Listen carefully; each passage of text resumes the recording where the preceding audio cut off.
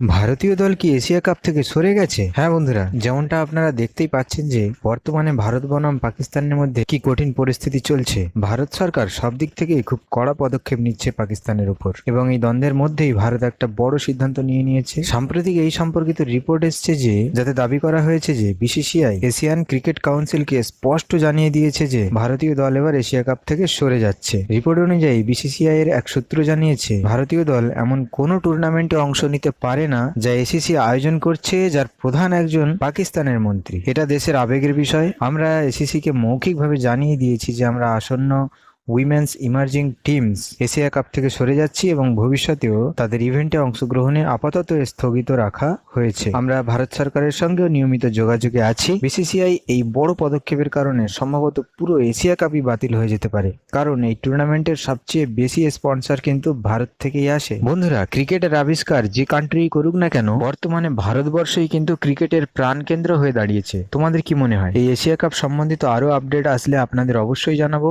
তাই সঙ্গে থাকুন চ্যানেলটি সাবস্ক্রাইব করে।